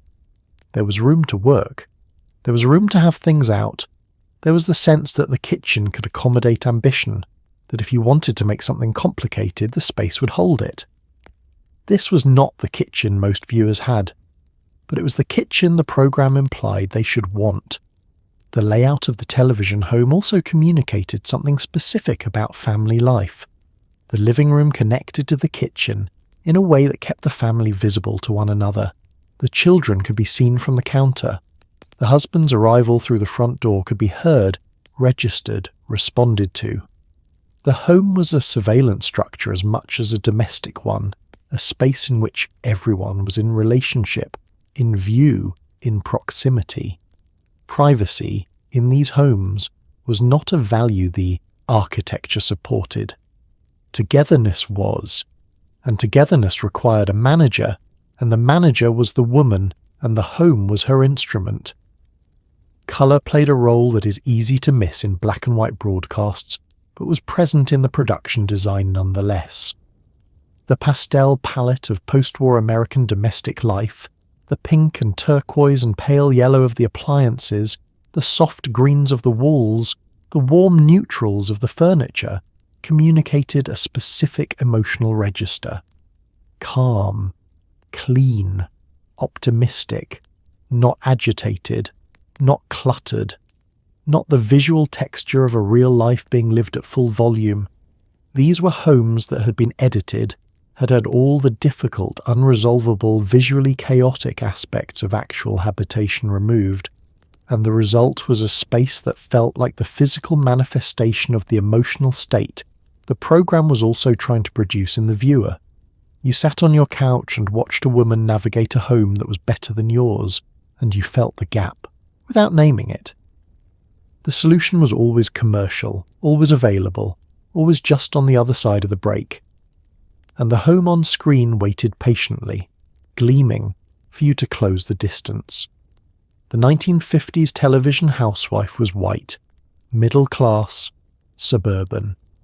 Her husband wore a suit to a job that was never really shown, because the job was beside the point. This was the default American family on screen, and the implication of this default was enormous. Women who didn't fit this template, black women, working-class women, immigrant women, women in apartments in cities, were not represented in this ideal, not invited into its aspirational framework, and frequently not even acknowledged as existing in the same America. The Donna Reed Show and Leave It to Beaver weren't just about a specific kind of family, they were about a specific kind of woman, and they cast that specificity as universal. The damage of that casting took decades to fully account for. Let's be precise about what universality means in this context, because it is doing enormous work. When a type of person appears on screen consistently, in program after program, as the default, the unargued centre from which all other characters are measured, the message is not, this person exists. The message is, this person is normal. And normal, in the grammar of mass media, is the closest thing to invisible in the best possible way. You don't notice normal. You accept it. You calibrate against it. Every other kind of person becomes a variation, a deviation, a special case requiring acknowledgement and explanation. The white middle-class suburban housewife on 1950s television never had to explain herself. She simply was. And that simply was carried the full weight of an implied verdict on everyone who wasn't her. Black women watching these programs existed in a particular contradiction. Many of them were also keeping houses, also raising children, also navigating the demands of domestic life, often with far fewer resources, far less support, and the additional weight of a racist social structure that the programs cheerfully declined to acknowledge. When black women appeared on screen at all during this period, it was frequently in service roles. The housekeeper, the cook, the domestic worker whose labour made the white housewife's gleaming home possible without ever being credited as labour. The irony of this is almost too neat to be believed. The television housewife's effortless home was, in many real American households, effortless partly because a black woman was doing the work. The screen showed you the effortlessness and erased the woman who produced it. Working-class women faced a different version of the same exclusion. The domestic sitcom's vision of comfortable suburban life was not accessible to a family operating on a factory wage or a service industry income. The houses were too large, the appliances too new, the financial ease too ambient. The working-class household, with its real negotiations over money, its genuine scarcities, its domestic arrangements that didn't match the pastel tidiness of the television version, was not the subject of primetime programming in the 1950s. It was not aspirational enough to sustain advertising, and advertising, as we have established, was running the show. What this meant in practice was that the standard being broadcast nightly was not just unattainable for many women, it was also specifically not addressed to them. It was a standard designed for someone else, featuring someone else, sold by companies marketing to someone else. And yet it arrived in every living room with a television set, regardless of the economic reality on the other side of the screen, and it asked the same question of every woman watching. Why doesn't your life look like this? It simply declined to acknowledge that for some women, the question had a structural answer that no floor wax could address. Occasionally, not often, but occasionally, a television housewife would want something. Not something reasonable and domestic, something of her own. A hobby that wasn't the house. A trip she'd always dreamed about. A professional aspiration she'd set aside when she got married. These moments were handled with extraordinary care by the writers, because they were dangerous. Desire in a wife, real desire, self-directed desire, was a narrative problem that had to be resolved quickly. The formula was consistent. She tries, something goes wrong, her husband helps her understand why her plan was slightly misguided. She realizes she had what she wanted all along. Roll credits. The laugh track laughs. The woman watching at home makes a note. Wanting things for yourself ends in gentle humiliation. Better not. Watch enough of these episodes, and you begin to see the formula with uncomfortable clarity. It operates in 3 movements. In the first, the wife announces the desire. She has seen an advertisement for a painting class, or her old friend from before the marriage is visiting, and it has stirred something, or she's read an article and found herself thinking about a version of her life that involves doing something that is entirely hers.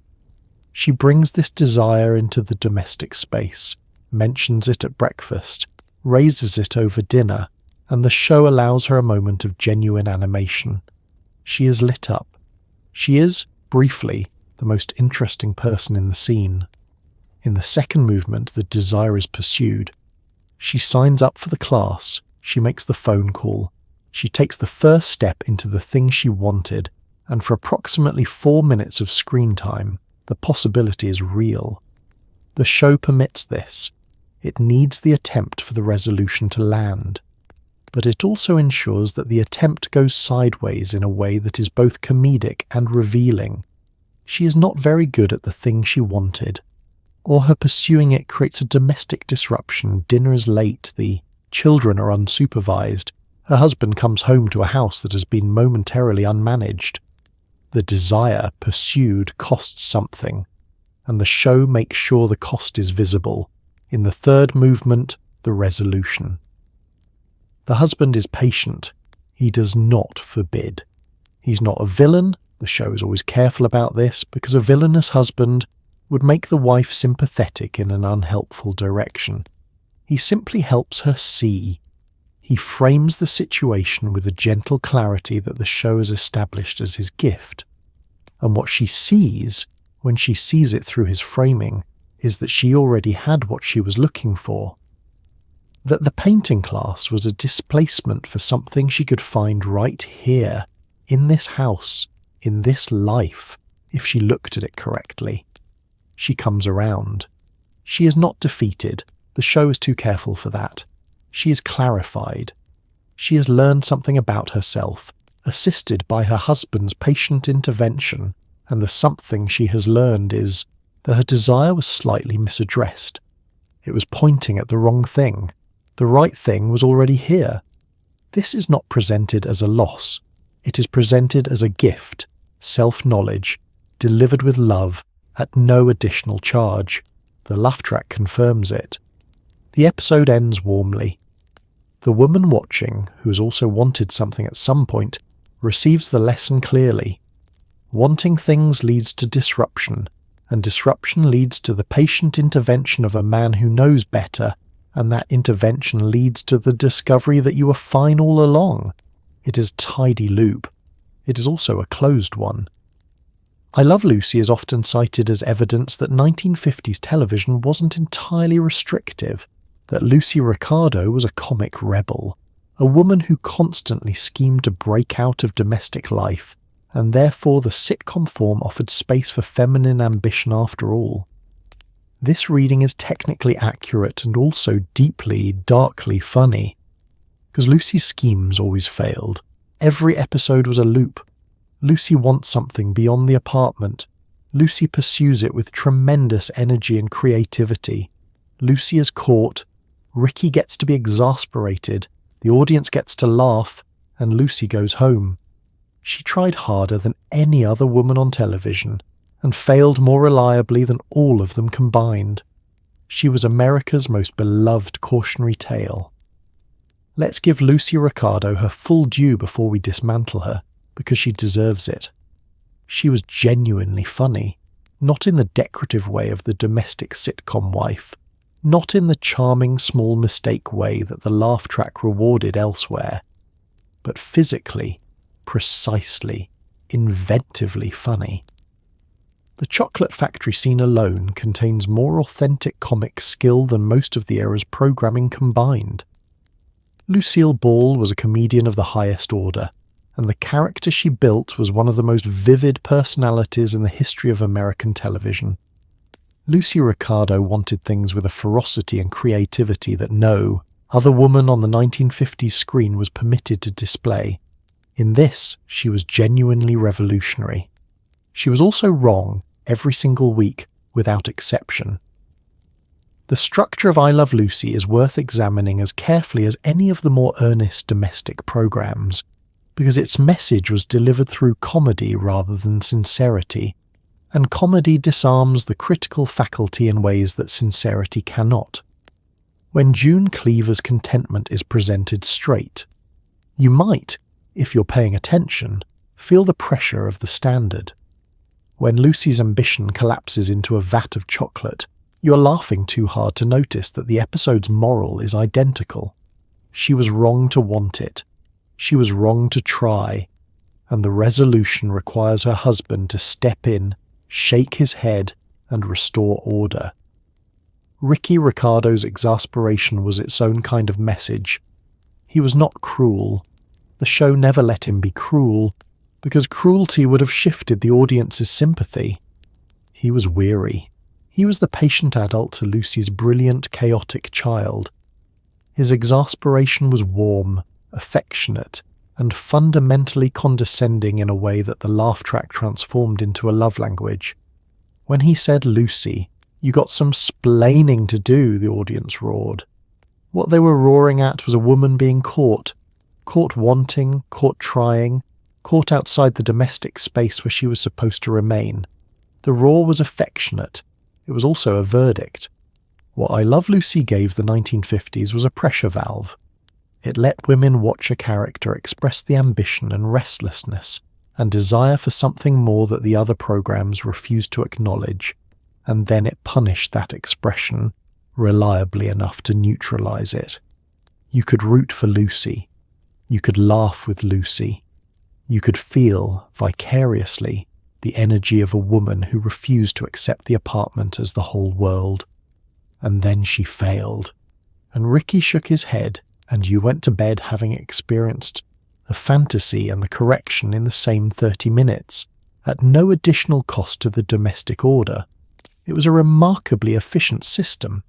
Lucy Ricardo ran harder than any of them and never got anywhere. The show made sure of it, week after week, for 6 seasons, and the audience loved her for it.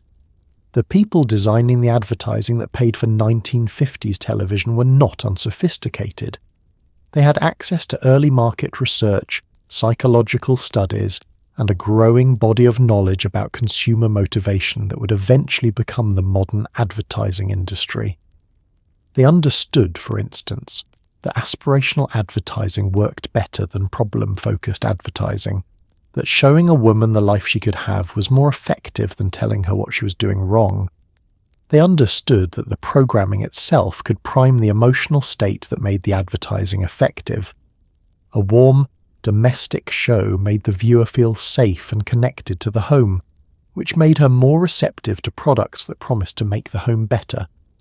The sitcom and the commercial were not separate things. They were 2 acts of the same play. The psychological research underpinning this approach was more developed than most people realize. By the late 1940s, figures like Ernest Dichter, the so-called father of motivational research, were advising major consumer brands on the unconscious emotional drivers of purchasing decisions. Dichter's insight, applied with considerable influence across the industry, was that people did not buy products for their stated functional purposes. They bought them for what the products represented. The soap didn't just clean. It managed anxiety about social judgment. The appliance didn't just cook.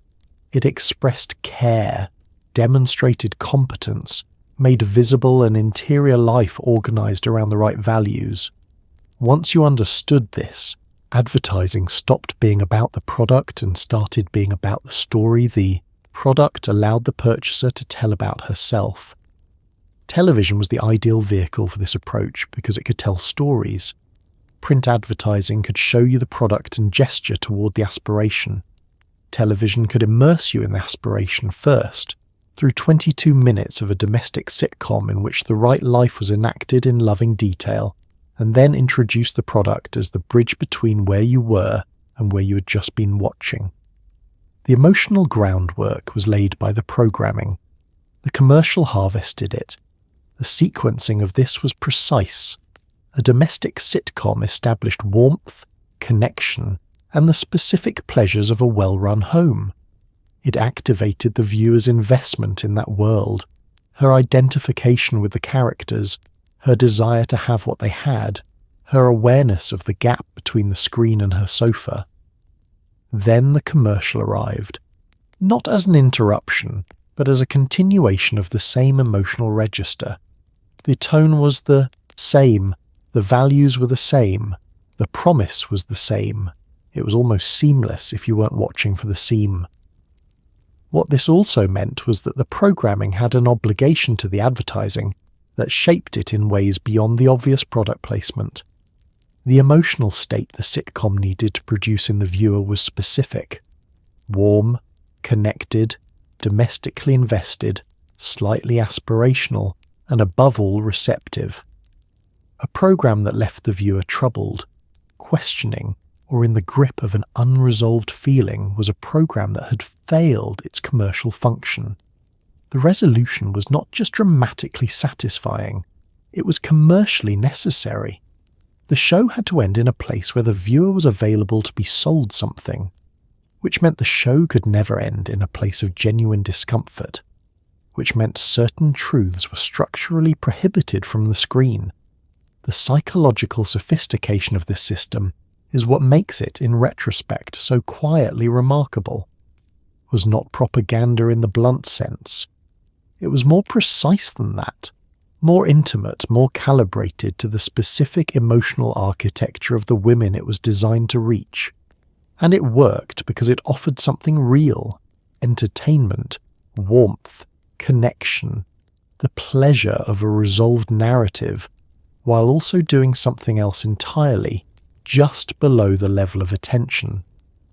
The great paradox of post-war consumer culture is that the appliances being sold to women in the 1950s were genuinely labour-saving. The washing machine did take less time than hand washing. The vacuum cleaner was faster than a broom. The modern refrigerator meant fewer trips to the market. And yet, by most measures, the time middle-class housewives spent on domestic labour did not decrease significantly in the post-war decades. Historians who study this phenomenon have a name for it. The standards rose to meet the technology. Once you had a washing machine, it was expected that clothes would be washed more often. Once you had a vacuum, the acceptable dust level dropped. Television was the mechanism for communicating these rising standards through advertising, through the immaculate homes of fictional families, through the implicit suggestion that a truly good homemaker did not leave things at merely acceptable. The washing machine is the clearest case study. Before the automatic washing machine, laundry was a significant and acknowledged labour, a day's work, sometimes two, involving physical effort, large quantities of hot water, and the full deployment of the household's attention. It was understood as hard, it was respected as hard, and it was done, in most middle-class households, once a week. Then the washing machine arrived and it genuinely reduced the physical effort required. You loaded, you pressed a button, you did other things while it ran. This was real liberation, in the narrow sense of freeing hours that had previously been occupied by manual labour, but the standard moved. If laundry now took less effort, then it could be done more often, and if it could be done more often, then the expectation that it would be done more often quietly became the expectation that it should be done more often. Children's clothes, which had previously been worn for a full day before washing, were now expected to be washed after each wearing. Sheets that had been changed weekly were now sometimes changed twice weekly. The machine had created capacity, and the culture, communicated in large part through advertising and programming, filled that capacity immediately. The liberation became a longer to-do list. Television participated in this cycle directly. The commercials for washing machines and detergents did not sell the appliance as a way to reduce the burden of laundry. They sold it as a way to achieve a higher standard of laundering. The shirts should be whiter. The whites should be brighter. The clean should be cleaner in a measurable, visible, socially meaningful way. Before and after imagery showed the gap between adequate and correct, and the machine, combined with the right product used at the right temperature, with the right technique, was what closed it. This is the technology paradox of the 1950s in miniature. The tools that could have redistributed domestic labour, or reduced it, or freed women's time for other uses, were instead deployed in service of rising standards that consumed the freed time entirely. The vacuum cleaner that could have meant an hour less spent on floors instead meant that floors were vacuumed more frequently, and to a higher standard. The refrigerator that could have simplified meal planning instead enabled more elaborate cooking by keeping more ingredients fresh. The dishwasher that could have eliminated the post-dinner labour instead made it possible to use more dishes, more often, for more elaborate meals, because clean-up was no longer a deterrent.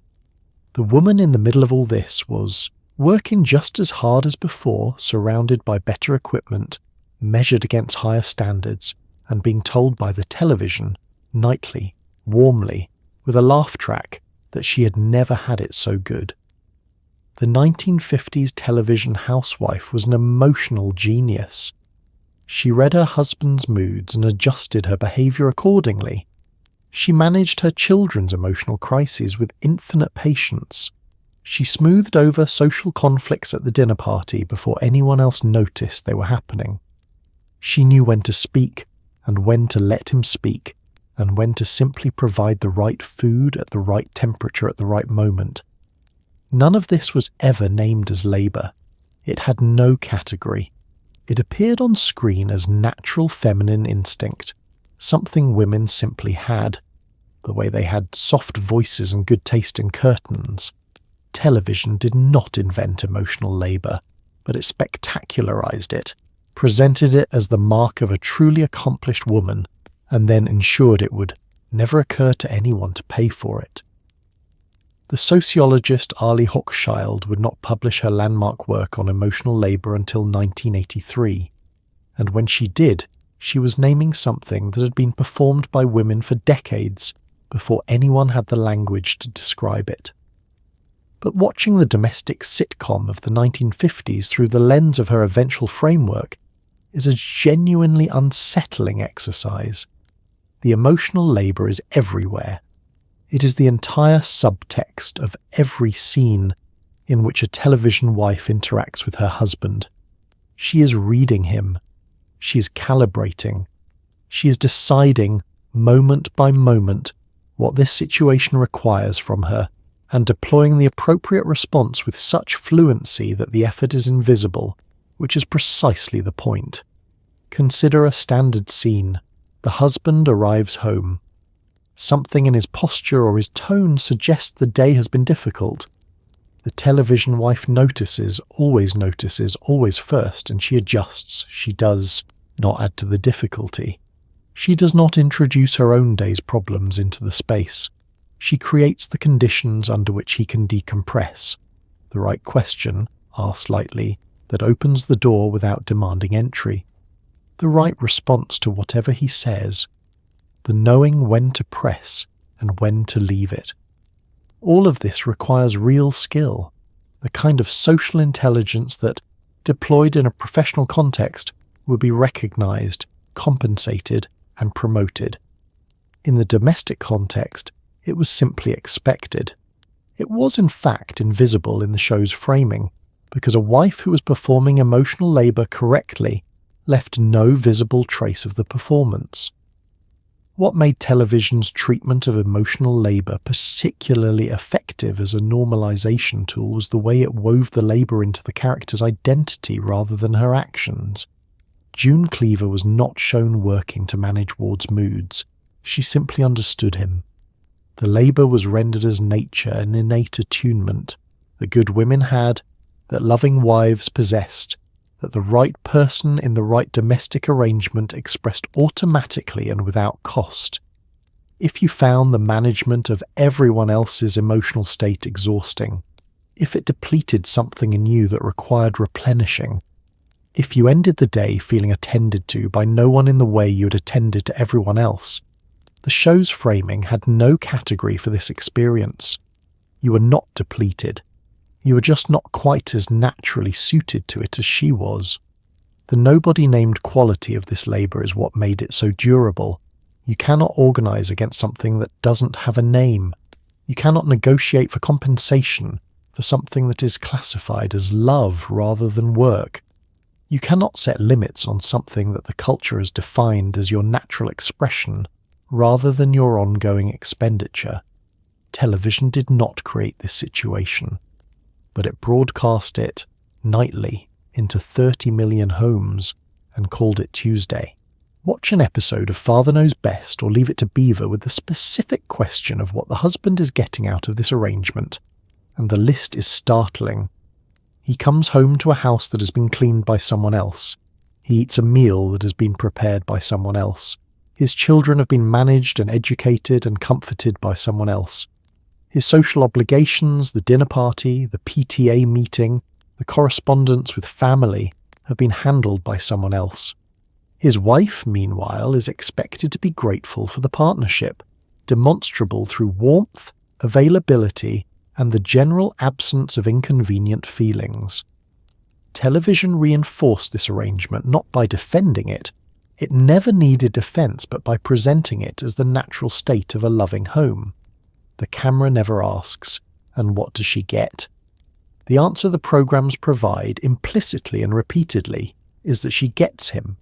She gets this reasonable, patient, occasionally fallible, but fundamentally good man who comes through the door every evening and is present for his family. This is framed as the central transaction of her domestic life, and it is framed as sufficient. Ward Cleaver listens to Beaver. Jim Anderson corrects gently rather than harshly. Ozzie Nelson is simply there agreeably without obvious cost. The husbands of the 1950s domestic sitcom were the advertisement for the life they were also the beneficiary of. Their goodness was the justification for the arrangement. See how reasonable he is. See how available.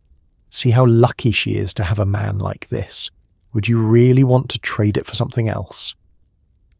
The professional life of the television husband was handled with deliberate vagueness, and this vagueness was doing structural work. We knew Ward Cleaver had a job. We knew Jim Anderson went to an office. The details were withheld because the details would have introduced a kind of reality the show couldn't accommodate.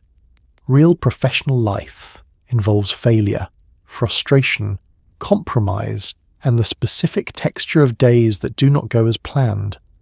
A husband who arrived home carrying the weight of a genuinely difficult day would have needed something from his wife: patience, attention, the kind of sustained emotional support that would have made visible the labour she was already providing.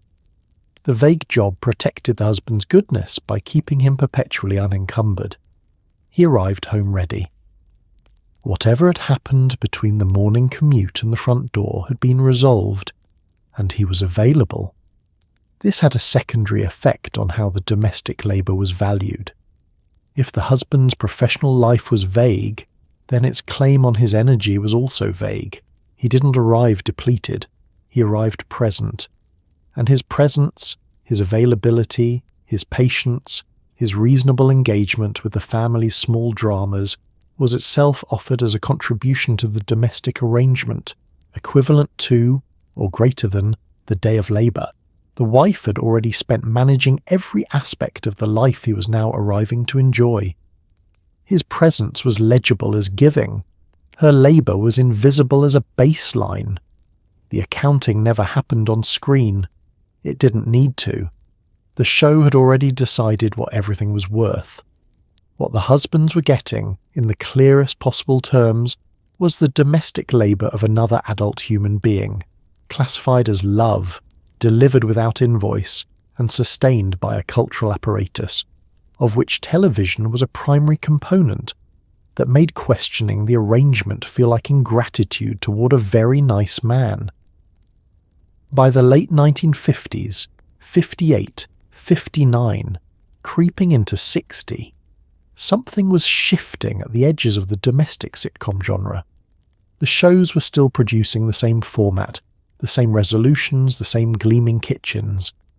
But the questions were getting slightly sharper. The wives were occasionally allowed a beat of something that didn't quite resolve. The husbands were occasionally slightly less right. Nothing overt, nothing that would make a sponsor nervous. But in retrospect, watching from the other side of the social upheaval that would follow in the next decade, you can feel it. A generation of women had spent 15 years watching television tell them who to be, and some of them, quietly in the commercial breaks, had started wondering. The cracks showed up in small places. A wife's frustration that the laugh track acknowledged but didn't quite neutralise. A line of dialogue that landed slightly harder than the tone around it suggested it should. A moment when a female character's intelligence solved the problem and the camera lingered on it a beat longer than necessary, as though the show itself was surprised by what it had done. None of these moments were programmatic. They were the natural result of writers who were themselves living in the culture they were depicting, who were, in some cases, women or men married to women people, with peripheral vision who could see, even from inside the machine, that something was accumulating. The programs were also responding, however cautiously, to a cultural conversation that was beginning to happen outside the screen. Women's magazines, which had their own complex relationship to the domestic ideal, simultaneously promoting and questioning it, were beginning to run articles that gestured toward the problem with no name before Friedan gave it that name. Readers were writing letters, researchers were conducting studies. The data about women's dissatisfaction was beginning to exist in forms that were hard to ignore, even for networks and sponsors whose financial interest aligned with not ignoring it. The response was not to change the programming substantially. It was to allow, very slightly, a wider emotional range. This wider range is visible in the treatment of the television wife's interior life in the later years of the decade. She was still resolving her feelings by the third act. She was still deferring to her husband's judgment on the things that mattered. But the journey to that resolution was occasionally allowed to take longer, to feel more costly, to acknowledge the thing being given up rather than sliding past it. This was not feminist programming. It was not even particularly progressive. It was simply television beginning to respond to the growing dissonance between what it was showing and what the women watching were experiencing, a dissonance that was too large to continue ignoring without beginning to lose the audience it had spent a decade carefully constructing. The cracks did not widen quickly. The 1960s would take a long time arriving on the domestic sitcom, and when cultural change finally reached the form, it would be in ways that were complicated, partial, and often contradictory. But in those late 50s moments of unresolved beats and slightly sharper questions, you can see the first evidence that the machine was not entirely sealed. Something was getting in. Something was being felt. And the woman on the couch, watching the show that had spent 15 years telling her she was fine, was beginning to form an opinion about whether she agreed. The women watching these television programs in the 1950s were not simply passive recipients of their own idealization. They had opinions, they read, they corresponded. Many of them had worked during the war and remembered it. Many of them were raising children in homes that looked nothing like the television version. Smaller, louder, financially precarious, racially complex, geographically complicated in ways the suburban sitcom couldn't accommodate. They watched the programs and they watched the commercials, and they bought some of what was being sold and quietly disregarded the rest. The relationship between the television housewife and the actual woman on the couch was always more complicated than the networks wanted to believe. The screen reflected an ideal. The couch held a human being. These are not the same thing. The real housewife of the 1950s was a person of considerably more complexity than the television version suggested was necessary. She had political opinions. The 50s were a politically intense decade.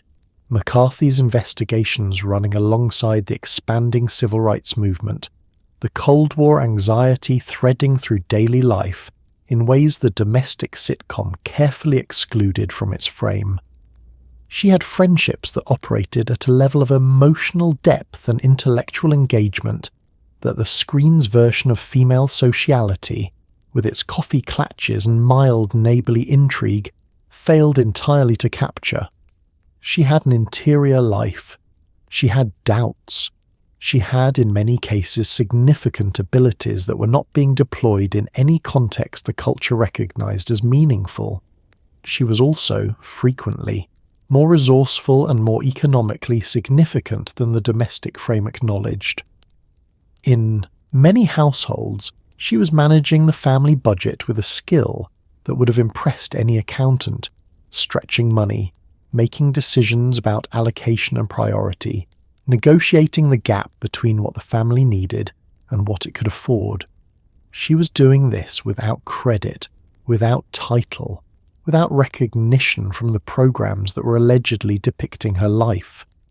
The television household ran on a kind of ambient financial ease that bore no relationship to the actual economic calculations happening in most real homes, and she knew the difference, even when the screen didn't acknowledge it. What is perhaps most striking looking back is the evidence that women were not simply absorbing the television ideal uncritically. The letters they wrote to magazines, the conversations documented in sociological research of the period, the oral histories collected decades later, all of these suggest a complicated, sometimes ironic, often clear-eyed relationship to the programming. Women watched June Cleaver and found her funny as much as aspirational.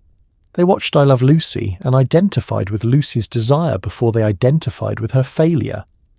They bought the cleaning products and understood at some level that the gleaming floor in the commercial would not stay gleamed, because their floors never stayed gleamed, and this said nothing about them. The television machine was powerful, but the women watching it were not empty vessels. They brought their own experience to the screen, and their experience was constantly, quietly, firmly in excess of what the screen could hold. The gap between the ideal and the real was visible to both sides. Television just needed longer to admit it.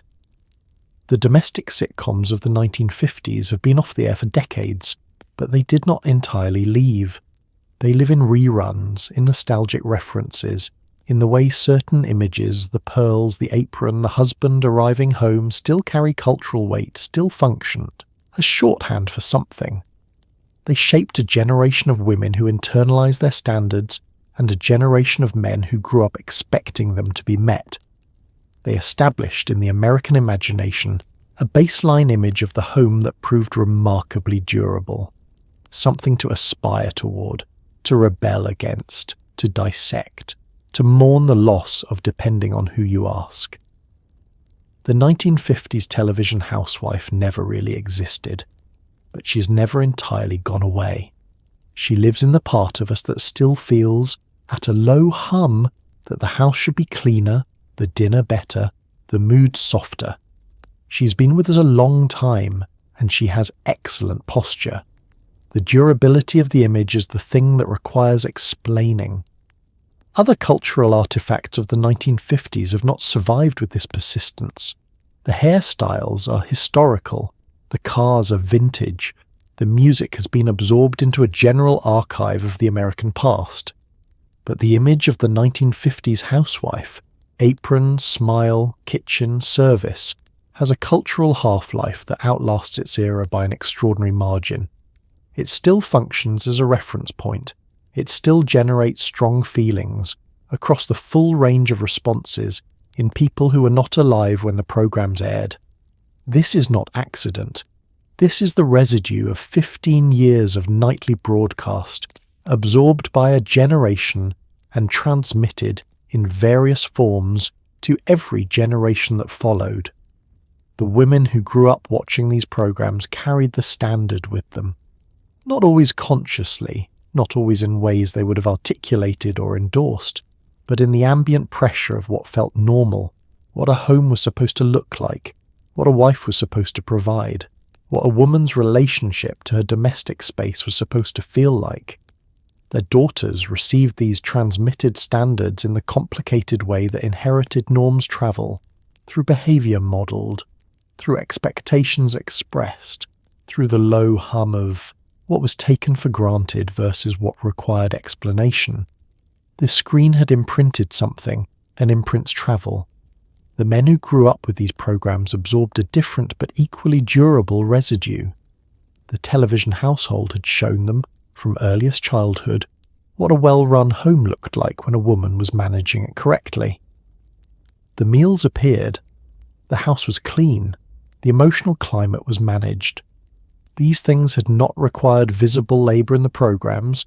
They had simply been the condition of the domestic space, and the invisibility of the labour made it easy to continue not seeing it in adult life. Not maliciously, not as a decision, simply as the continuation of what had always, on the screen that occupied the centre of the family room for their entire childhood, appeared to be natural. The echo still audible. It is in the studies that document the persistent inequality in domestic labour distribution in heterosexual households, decades after the sitcoms ended. It is in the ambient guilt that many women still report feeling when the house is not clean enough, the dinner not elaborate enough, the mood not managed smoothly enough, a guilt that arrives without a clear source, as though from somewhere very old and very insistent.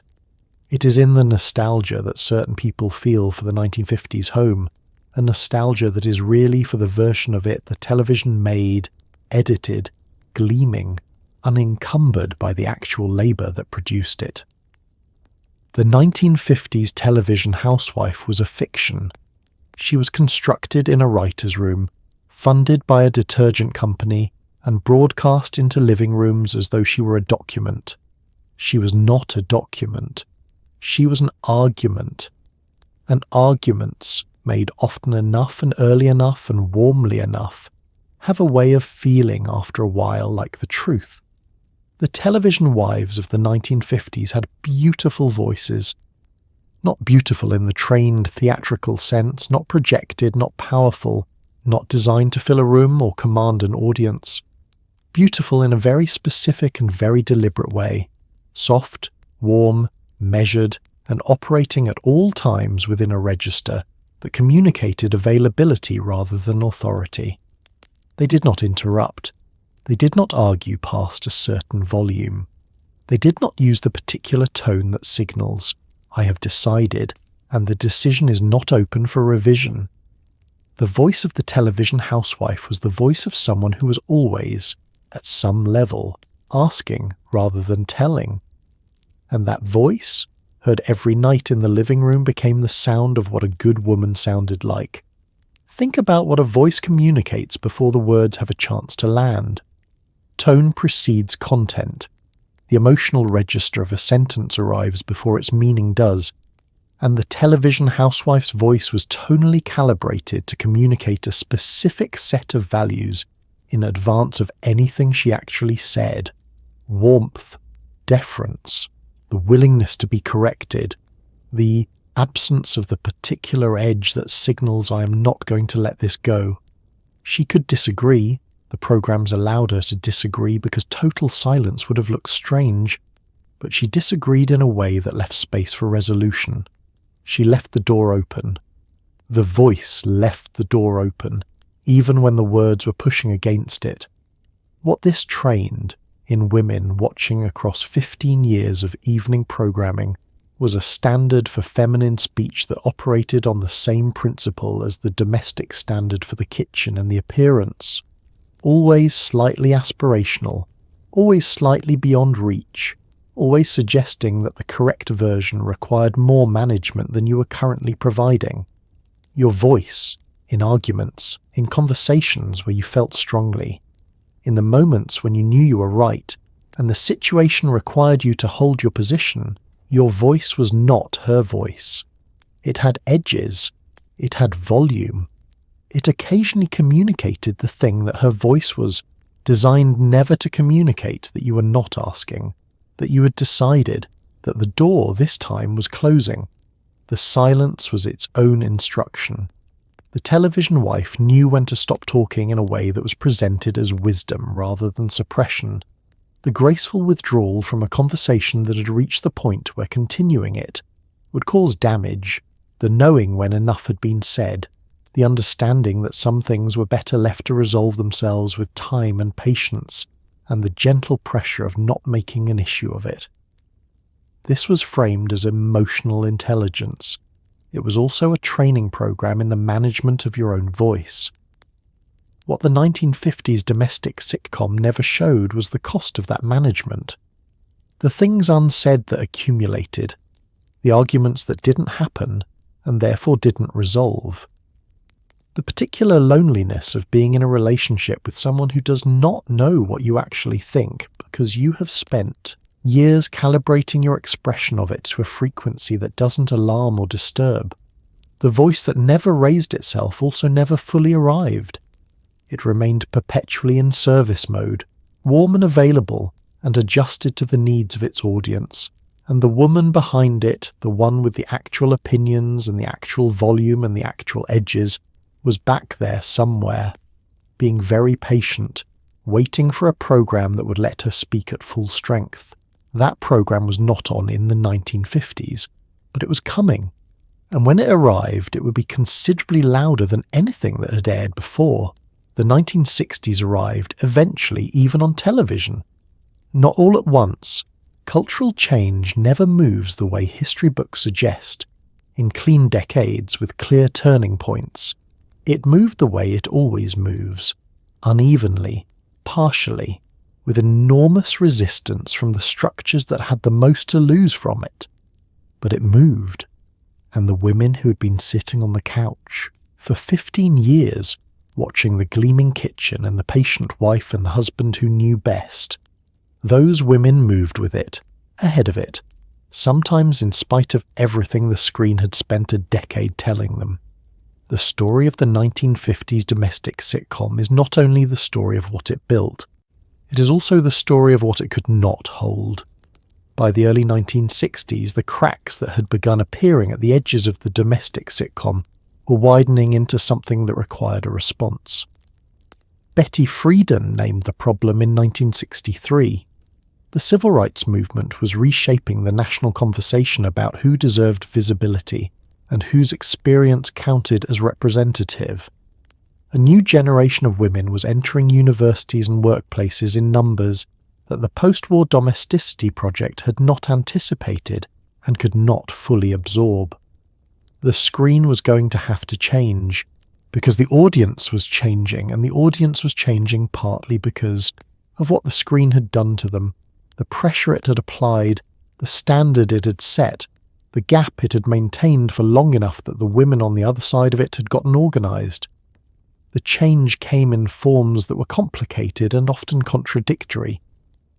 Programs began to feature women with professional lives but framed carefully, often comically, in ways that managed the disruption the working woman represented to the domestic order. The Mary Tyler Moore Show would arrive in 1970 and do something genuinely new, show a single professional woman whose life was not a cautionary tale. But that arrival was the product of a decade of pressure that had been building since women started watching the 1950s screen and measuring the distance between what they were being shown and what they actually knew. What those women did in the years between the apron and the newsroom deserves acknowledgement. They were not simply waiting for the culture to change. They were in the school boards and the parent associations and the emerging women's organisations and the letters columns of every magazine that would print them. They were having the conversations the television would not air. They were naming, between themselves and eventually in public, the things that the laugh track had been sent in to neutralise. They were doing what the domestic sitcom had spent 15 years training them not to do. They were talking, at full volume, about the gap between the life on screen and the one they were living, and insisting that the gap was not a personal failing but a structural one. The television they had grown up with had told them who to be. They had watched it carefully, absorbed its standards, and understood its argument better than it understood itself. And then, with the particular clarity of someone who has been told the same thing too many times for too long, they changed the channel. Not all at once, not without cost, but with the specific determination of women who had spent 15 years being shown a version of themselves that didn't quite fit, and had quietly, stubbornly, been waiting for the screen to catch up with who they actually were. It took a while, but they had learned patience from the best, and so here you are. At the end of a long evening in front of a very different kind of screen, one that hopefully has been somewhat more honest with you than the one we spent the last hour or so discussing. Think about what those women carried. Not just the casseroles and the clean floors and the managed moods and the voices kept carefully within the acceptable register. They carried the weight of a standard that had been designed, with considerable sophistication, to feel like a reflection rather than a demand.